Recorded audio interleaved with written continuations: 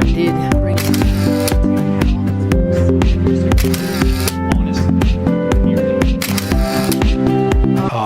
ADF, City Council and Mayor Pro Tem salary increase. I think that the salary increase for council members are way overdue, but still cannot understand why our mayor got his 188% salary increase approval in 2020 while our council members were totally left out. Myself and other Auburn citizens believe that the council, instead of a much needed increase in salary, should be considering the council position to be full-time. Many of the Auburn citizens believe the city manager and her management staff have too much control over our city council because of the lack of time needed to understand the complexity of its growth and need of the Auburn city. I believe that if the council considers full-time, that likely only probably 4 of you would consider running again because of your investment in your current jobs.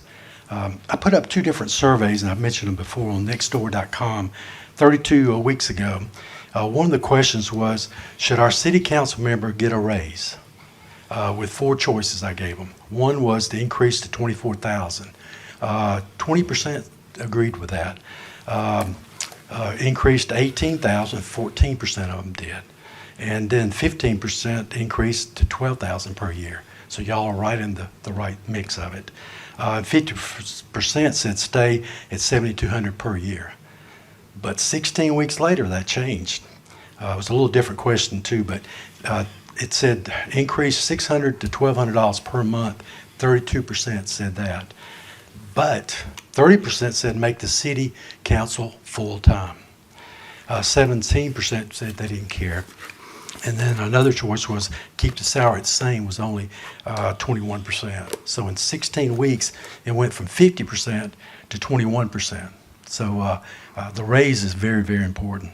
I appreciate Councilman Parson putting the effort in getting council members raises, but put on the agenda today.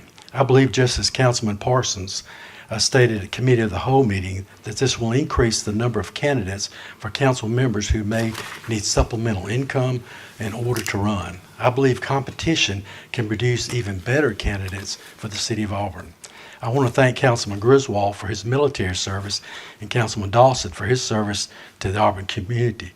But I cannot understand both of y'all's selfish approach to the raise by not considering the needs of others. It reminds me of both of your votes on Ordinance 3288, short-term rental, was selfish also. Councilman Dawson, you stated at the same Committee of the Whole this July the 8th, I'm not in favor of a pay raise. I respect everyone's opinion and make a compelling argument for it. I can understand that. I do it for free. I love what Auburn has done for me, and it's my pleasure to serve. And the only thing I would say about it, if you do it for the money, you're doing it for the wrong reasons. Then Councilman Griswold stated, I agree with Chief Dawson. You know, I think Auburn is special and we're unique. And like Chief said, I'd be doing this for free. In fact, I thought it was for free when the first time I first got elected. But I didn't really want somebody representing me who gets incentivized by money. I do not think this is necessary at this point. I hope that Councilman Dawson and Councilman Griswold either turned down your salaries or gave the $7,200 per year to charity during this tenure so far. If either of you take the salary, then your words to me have very little meaning. But as a council, if you really should be considering your position full-time. This would continue to make Auburn that special place that Councilman Griswold spoke about at the Committee of the Whole. Vote yes on 8F. Well, the previous speaker said something about how the council was left behind when the mayor received an increase. That's not correct. The council made a conscious decision at that time not to give themselves or the following iteration a raise. So that was just a clarification there. And I don't understand how more money is going to give you more access to council members. That's certainly not the case. I don't think anybody up here is lacking of an effort to maintain contact with the citizenry and are slow to respond. So I think more money doesn't equal more access. And I think there's some folks that the desire for a full-time council members. I think there might be some ulterior motives in there, I'm not sure. But as Chief Dawson and I both said during the committee of the whole last time around, neither of us support a raise. We both think that this is a public service, and I do not want someone representing me who is motivated by money. I want people up here that are motivated by the desire to serve the city of Auburn. So I know the chief is not here tonight. He asked me to mention that is his opinion as well. So that's all I have. Thank you. I just want to say that I appreciate this salary increase for the next council that coming up, but I don't think it even just say if I run again and make it. It ain't like it's enough money for me to quit my job. So, but I do appreciate it, and any little bit helped. Even the $600 a month helped. So I just appreciate that somebody wanted to consider, or this council wanted to consider the next council that comes up, because it's long past due, and serving 2 terms and doing it for the amount that we was getting, the $7,200, I don't think it was about the money. I truly don't. So to get an increase, it's not gonna make us or break us. I'll be at Tuskegee because it's not gonna. It'll break me if I quit my job for $15,000 a year. So I just want to say that. I support the mayor's pay, by the way. I don't want his job. I'm thrilled that he does it for what we pay him, and God bless him for that. I would not support full-time council members.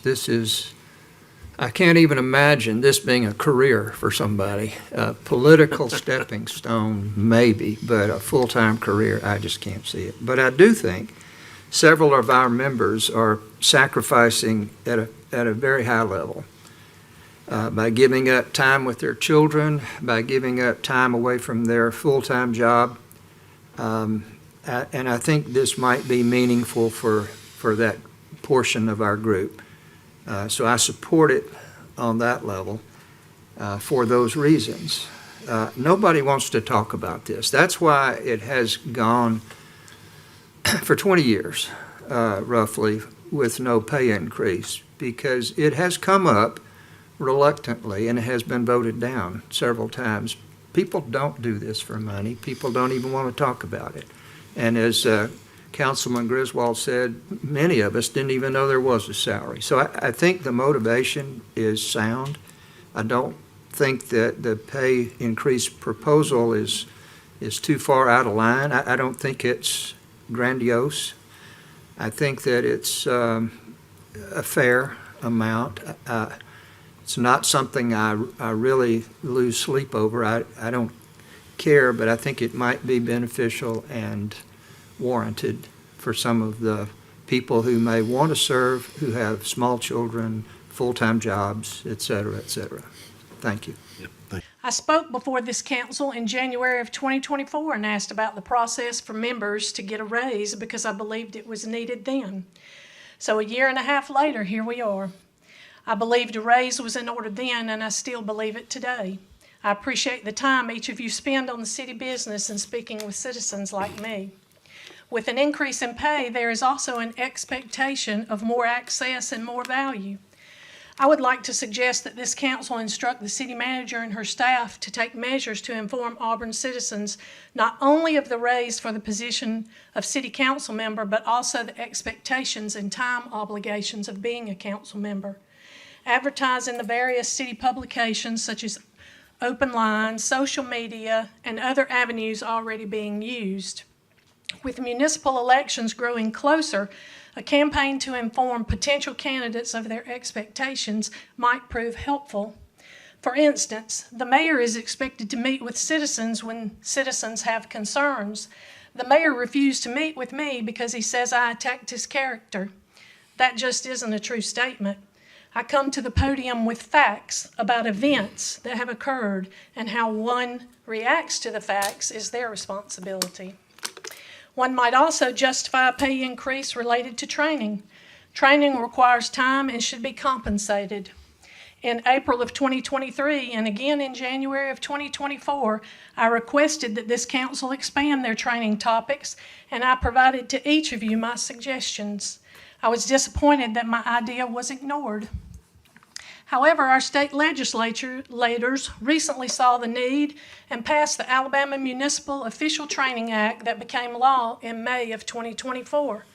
I encourage you now, as a council, to take measures to limit the expenses that will be incurred by this act by passing standards of implementation and limiting travel expenses. In fact, why don't you implement a no travel policy for training or require online training only? Training now will cost the city more than if you had implemented a training program on your own. And the League of Municipalities will now dictate the training regimen that will be geared more to the needs of the city than the needs of the citizen. Also, this act does not sanction those council members who don't complete training. Now would be a good time to make training mandatory as well. There are still other areas of training to be addressed. Treatment of some speakers at City Council, proper use of Robert's Rules of Order, decisions being based on law, the Constitution, and fairness instead of emotions.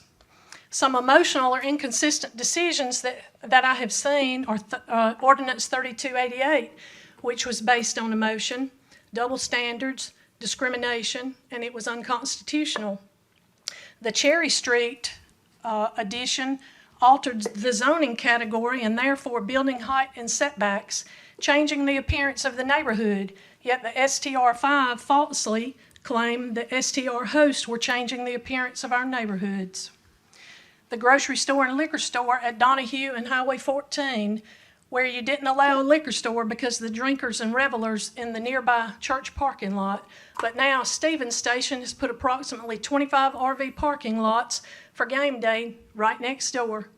What do you think they will be doing next to the church? Citizens like me have high expectations of our mayor and council members. While I don't agree with all of your decisions, I do believe that each councilman brings a useful perspective to the table. While some of you will not benefit from this increase because it starts next term, I hope improvements can continually be made to the process to serve Auburn citizens. I am in favor of the increase and want each council member to be compensated fairly for their time. Thank you for your service. Who'll be next? I used to reside in Auburn, off of North Ross Street, but I lost my house. Me and my family lost our apartment. We was homeless for like 2 years. No, 6 months. I'm sorry, for 6 months. And in the midst of that, a lot of stuff had happened. We was living in different hotels. So Mr.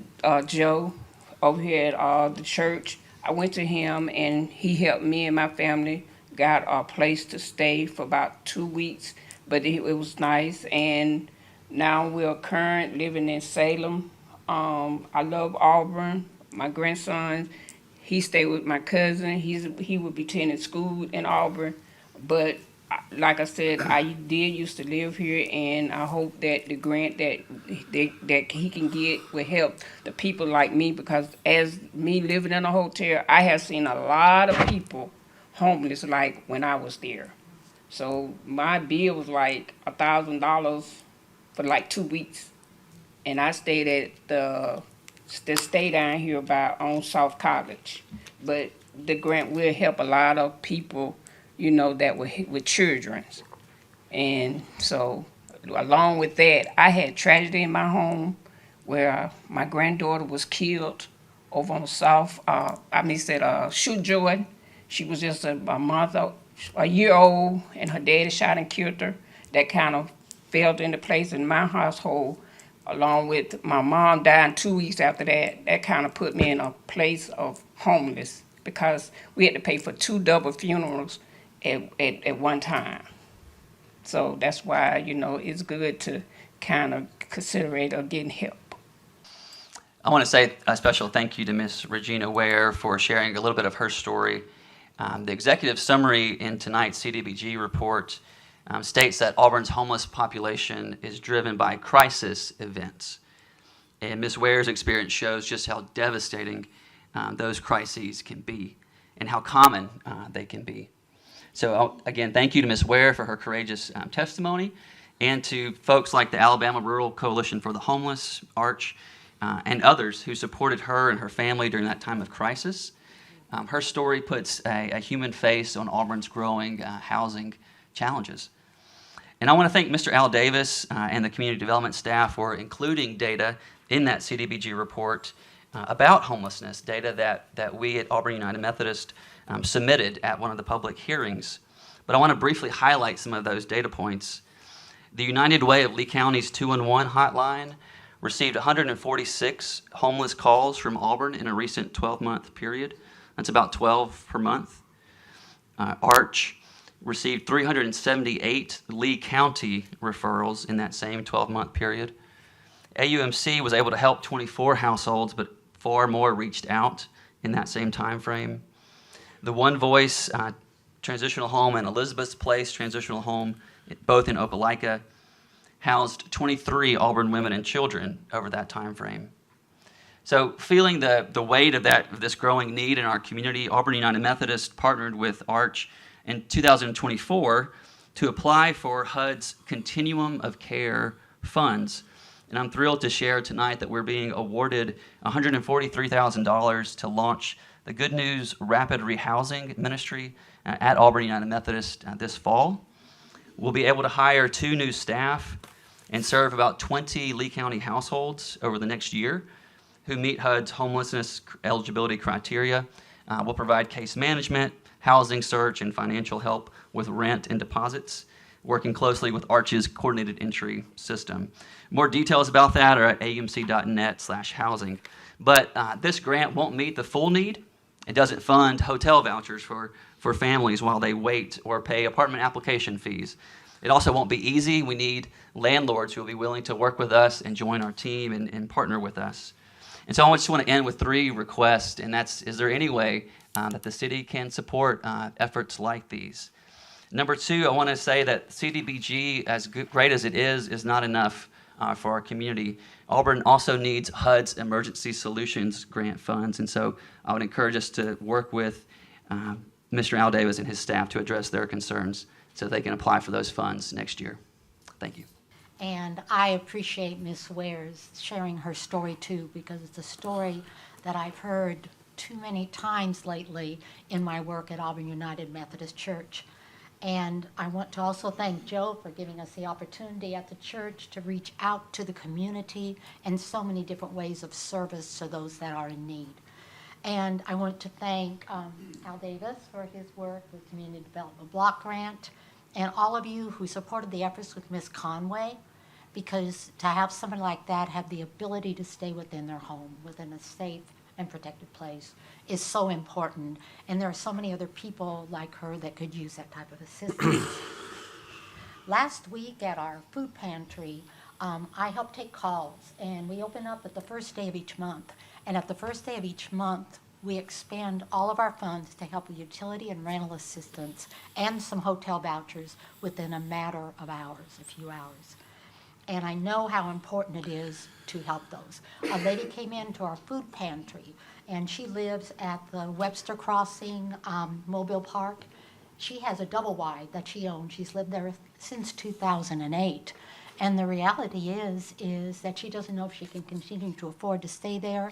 There's a requirement for her to reside her double wide with vinyl siding. The fees have gone up 400%. And here's a lady, and in that same age category is Ms. Conway, who doesn't know if she can afford to stay and doesn't have any place else that she can afford to go. So I have a few proposals that I would like to put out there from my years of work, and I've been in Auburn almost 50 years now. We know that there are many different partners that we work with. Many of those partners will be at the One Voice Coalition meeting tomorrow, and thank you, Max, for going to that meeting. And there's a whole list of those, and I know some of those Al Davis knows. I know I need to hurry. I'm watching my time. Now, I would love for us to work with the Emergency Solutions Grant. That is something I did a training with. Treva Hadley also did. I know there's some concerns about how to implement it. I believe as partners with the churches and all the other agencies that we can help to get those grants to make up the utility rental assistance that we don't have money to do throughout the entire year. And we can talk later about that, Mr. Davis. So I would like to also offer in the few seconds that I have left, if we could consider working to try to get the landlords in our area to provide affordable housing and work with the new director with the Auburn Housing Authority housing choice vouchers. I have a lot of ideas of things we can do with that and look forward to working with her and seeing if we can provide the kind of safe houses that we all expect and want to have in Auburn we call home. Thank you. I really want to thank the City Council and the City of Auburn for making it visible for us to make that turn off of Jordan Street onto Martin Luther King. That's really, really a good help, and I really do appreciate it. And I also would like to thank the city for cutting the grass over there in that area. It looks much nicer. And they told me that higher up, the state would be responsible for that. So if it's anybody here from the state, I thank you as well. It looks really nice there, and I'm glad I'm living in the loveliest village on the plains. What are you waiting for? I've stood before this council for years presenting facts about Ordinance 3288, an ordinance that strips constitutional property rights from some citizens while preserving them for others. Neighbors living side by side are treated differently. One can offer short-term rentals, the other cannot. That's not fairness, that's discrimination. I've shown that the zoning in this ordinance was arbitrary. I've demonstrated that there was no widespread issue before 3288 was passed, meaning this ordinance was not necessary. I've brought to your attention how in Dixon versus the City of Auburn, Supreme Court Justice Bryan noted that the case was argued on the wrong precedent, and he laid out a path forward that proves 3288 is unlawful.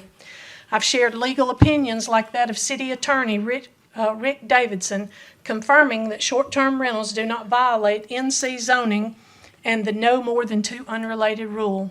So I ask again, why hasn't this council done the right thing and repealed Ordinance 3288? What are you waiting for? One council member stated, there is not an appetite to revisit Ordinance 3288. That means that this council doesn't have the desire to do the right thing. What excuse will you use to justify your actions? What story will you tell your children and grandchildren about your legacy as a city council member? Will you tell them you fought to protect citizens and constitutional rights, or that you trampled on them? Will you say that you stood for justice, or that it was just too hard, so you sat idly by and did nothing while their rights and your rights were whittled away? Many of you will not return to city council after the August 2026 election. You have until then to define your legacy. Will you choose honor and fairness, or will you hold tightly to an emotional, discriminatory vote, ignoring the facts? If it's me that stands in your way, if my persistence or your dislike of my message is the obstacle or excuse you use, then be mad at me and put the blame on me and move on and do the right thing.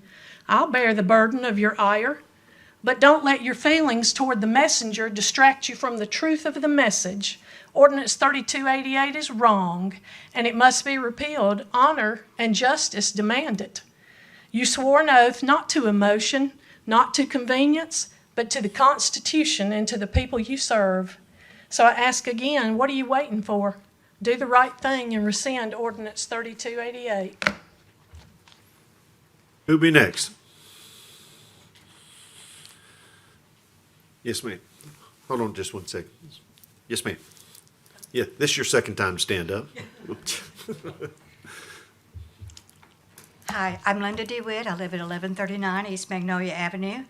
I just have a couple of questions, or maybe one question that's twofold, and it is related to the recent ICE action here. My first question is, what is the Auburn Police Department's role with the recent ICE raids? And does a municipality have the option not to participate with such as an ICE raid?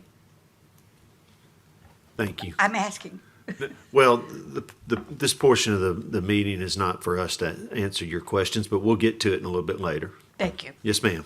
And I would just like to follow up on the questions about last week's activities with federal forces in town. I realize that this is not a setting in which this can be discussed right now, but I would strongly request that the city government does let the public know about any discussions that are had about the role of the city government, including the police, in federal activities regarding immigration, that you practice full transparency so that the citizens of this town can be as prepared as possible, and to keep in mind that not only are we a community of families who are here locally and reside here, but we're also a university town. And we have a lot of people from around the world here. We have a lot of scientists who are engaged in international activities and international exchanges of information, and that might give our town an extra level of vulnerability about which we want to be informed and prepared. Thank you very much. The events that took place on the 15th of this month, that was the result of a long-term investigation, a years-long investigation that was actually started by the Auburn Police Department. The scope of the investigation became so large, covering jurisdictions, multiple states, that the FBI eventually adopted the case itself, which is why they were the ones that were running the operation that came back to Auburn last Tuesday. The request was that we assist them in executing search warrants here in Auburn at businesses and homes that were under the control of a target of the investigation. We have always worked with our federal partners. They have always worked with us. There's a relationship there that has been in existence forever. We depend on one another. We could not do a number of the things we do without their resources. And when they come here, they depend on us to offer assistance, and that's what we did. We cannot dictate what they do when they show up to do certain things. This, from our lens, was an actual criminal investigation. The ICE component of it was something that was attached to the investigation, because when you go in to execute a search warrant, you don't know who's going to be there, but a standard procedure for law enforcement is whoever is at a premises or a location where a search warrant is being executed, everyone is detained until they're properly identified, and that's to see if they're a part of the criminal activity that's being investigated. So that is why we were there to assist. To answer the question that was asked a little while ago, do we have the option to say we're not going to participate? We could certainly say that, but I think that it would have a chilling effect on any future investigations that we conducted that would have a federal nexus.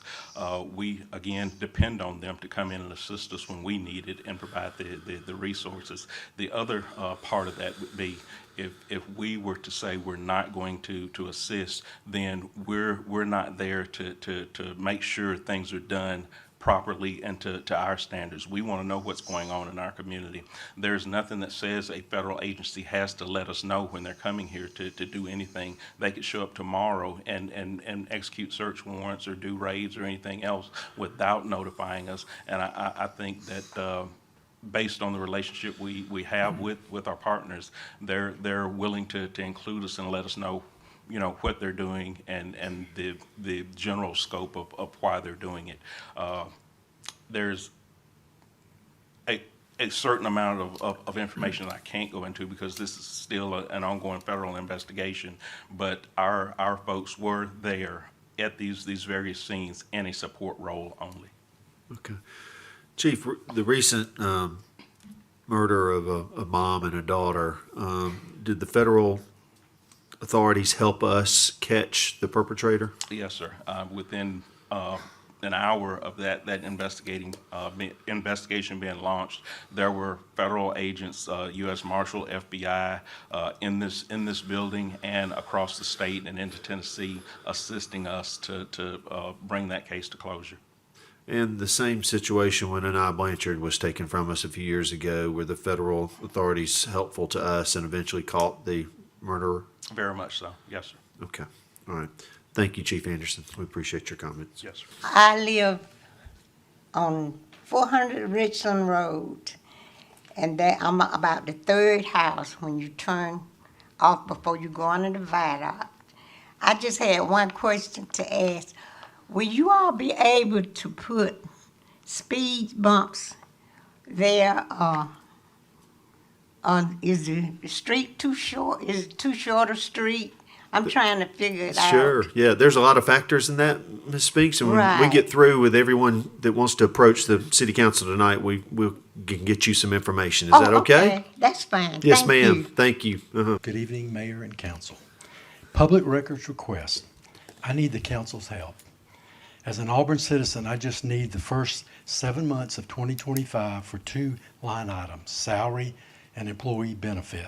Also, the number of employees added each year from 2021 to 2025 concerning the Solid Waste Management Fund. As a citizen, I've been trying to figure out the excessive accelerated expenses from 2022 to 2025.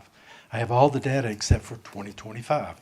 From 23 to 24, Solid Waste Management Fund lost 1.4 million, and with 1 million of that in the two items that I'm asking for. With our expensive accounting system, this should take a few minutes by our competent management team. One council member said to me, I have no access to that kind of information. Well, our city manager has on numerous occasions said that she is the pleasure of the council. Maybe that should have been in the training material. As a citizen, I requested to another council member that the information is not in the same format as the annual comprehensive report so that I can compare to past numbers. After a lengthy discussion, it was told, we received the information you received in that format. It isn't going to be changed. Then I made the statement, you're the council and you can request it in any format you want. Then the council member said, I realize I can request it in any format. I don't need it in any format. I understand the numbers. I'm confident in the numbers. Then I said, I'm glad you're confident, but I, as a citizen, I am not. There's only 10 exceptions in requesting public records that you can't get records, and that's personal privacy, law enforcement, trade secrets, national security, deliberative process, pending litigations, medical and psychological records, legislative deliberation, sealed courts records, and educational records. None of these apply to my request. Then why, as a citizen, cannot receive the limited information on Solid Waste Management Fund? Our city manager and various council members say that the Auburn City financials have been fully audited. If you really want to understand what kind of audit has been done, take page 25 through 28 from the 2024 Annual Comprehensive Financial Report audit statement from McChesney, CPA and business advisor. Take those 4 pages to your CPA. They will tell you that the audit is not worth the paper it is written on. As an Auburn citizen, I just want the public record information to be fulfilled by the City of Auburn, and the council support that request. Thank you. Here is good news. The Alabama Public Library Service, APLS, voted to amend the Code of Alabama to include clear, enforceable definitions for what constitutes inappropriate material for minors. This move empowers all libraries across the state of Alabama to use a stricter and more practical standard to evaluate content in children's and teen sections. Thanks to the APLS's leadership, books containing explicit words or themes can now be reviewed and relocated simply because of those themes or explicit words without needing to be evaluated as a whole. States, yes, they do have the right and the duty to shield children from harmful content. So thank you, APLS in Montgomery over there. Thank you, Hannah Reese over in Prattville for leading the charge. See her website called Clean Up Alabama. She's been a lion in the fight of this war against really homosexual attempts to pervert the little children's reading material and the visuals that they're exposed to and lead them into a degenerate lifestyle. If I understand correctly, Auburn Public Library had until June, this is the month previous to this today, 2025, to comply with APLS's new guidelines to move harmful, sexually gender-bending, radical material away from the children's section. And I'll be watching. I'll be over there watching and looking at the books. And I do hope that our new library director will comply, or has already, and will not be a carbon copy of the previous director who filled our library with smut. I'd like to thank Sonny Mormon, Chief Dawson, I wish he was here tonight, Mr. Adams, Connie, Fitch Taylor, Mr. Griswold, and any of you who helped to block the tragic slide into degeneracy of our library recently, in the recent years. Mr. Parsons, Ward 6, and Ms. Beth Whitten, I can't thank you. You both welcomed PFLAG with open arms in this very room. They are a homosexual activist group. I want to thank Mr. Chris Hardiman, who spoke a few weeks ago, for standing up for Christian values, Alabama values, pro-family values, and the things we should be protecting. Thank you. Again, I would remind Ms. Shamp that she lives in a community of close to 100,000 people, and there's a variety of different people, a variety of different cultures, a variety of different faiths. The claim that reading a book turns you one way or another, I can easily refute, because I just recently borrowed a book on plumbing. I also borrowed a book on piano playing. Still not much luck on that front. I think we need to step back, as Miss Harriet spoke. Don't just look at one book in the same manner that you don't just look at one person. This is a community of people. People should be free to read what they want. People should be free to parent the manner that they see fit. To piggyback on that, I'm not a plumber either. But I do want to put some of the speakers' minds at rest. This council does not ban books. I personally do think, though, that there is some age appropriateness about some books, and that they should be placed in the appropriate section of the library. And if I persuade my colleagues of that, I would think that would be a move in the right direction. But this council is not in the business, nor does it ban books. So rest easy on that one. I thought the speakers were eloquent tonight, and I think that that Ms. Shamp, if I may, spoke in the same way, that there's some age appropriateness to some books. I wouldn't use the same language she uses, but I did want to make that point, and I that's really all I have to say there. The library controversy has just gotten me totally not only disappointed, but very, very angry as well.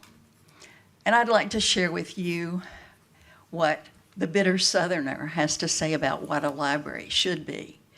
And that doesn't mean that that information is going to carry over to the state.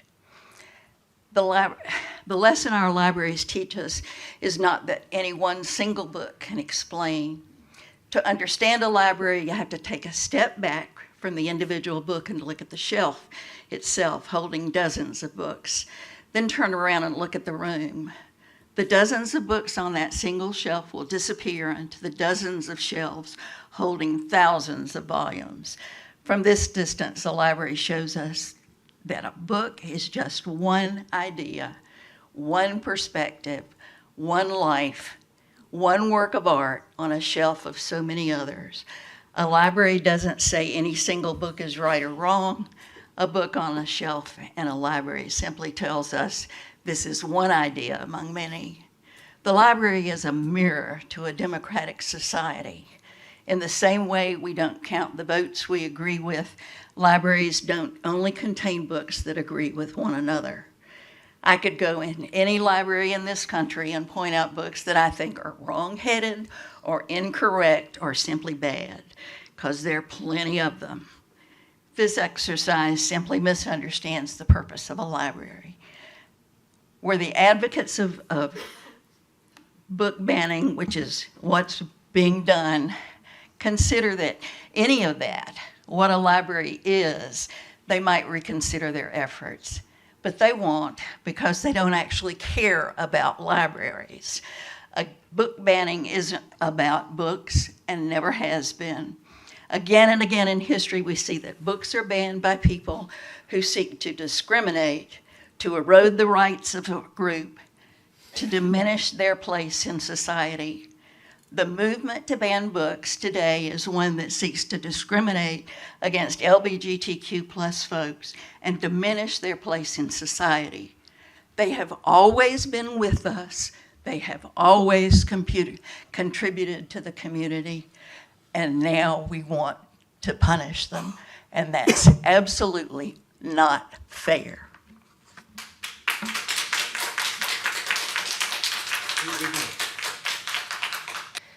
I know this isn't the first time that I have spoken on this issue, and I know it won't be the last, and that makes me incredibly sad. Mostly, I want to thank our libraries and our staff for making sure that everybody in the community's voice is heard. Like Ms. Huggins said, the library is a mirror that represents the community that it holds. A democratic society. We have all kinds of people from all over the world in our little town in Auburn. And that makes us stronger, and that makes us better people, being able to love our neighbors as ourselves. Being able to recognize that just because we don't hold the same political or religious beliefs as another person, that we can still see them as people created in God's image. That is powerful. And that's what a library allows us to do. It allows us to see other people as people. It allows us to see ourselves reflected in literature. It allows our neighbors to see themselves and their families reflected in literature. So, really, I want to thank the library director, the library staff, you all as council people for upholding a public service and making sure that it stays public. Thank you. Recently, the APLS, the Alabama Public Library Service, did set out some definitions for some wording in the state code changes that were brought about a little bit ago. And those definitions and those state code changes apply only to whether you receive state aid or not. Excuse me. So if you are in compliance with the state code, which we are, then you continue to receive your state aid, which we have been. APLS, the executive board, did send us a letter saying that our policies are in compliance with that. And what was the other part of your question? No, just whether or not what recent changes Ms. Champa's mentioning have any effect on you and the responsiveness of the library to those changes. So the recent definitions, we are doing an audit of our collections, of anything in our children's collections, anything that is in our teen collections, to see if it does, in fact, have anything that within those definitions. And if it does, we're just approaching it accordingly. We're working very hard to comply with those things as they come out. I'll remind you also, because definitions haven't been clear on things, we're vetting with our legal team on a regular basis, and we're making every effort to comply with every directive that's being set down relative to this funding. A lot of that means not taking any books out of the library. They may shift in their location only, and that really has to do with the what we call young adult. There's younger children's section. In essence, some of that is a little bit clearer. The young adult is where it gets grayer, and a lot of things that the solution to that is you're not moving a book out of the library, you're just moving its location within the library. That's correct. And our staff, I'm very proud of the diligent work they're doing. This is a tremendous undertaking, and they're still serving our citizens at a high level of service while we do this behind the scenes. And again, to everybody's point, we're serving an entire community. So there's lots of opinions and things, and we're doing the best we can to navigate. And we appreciate it, Cynthia. Appreciate your excellent work. Thank you. Thank you.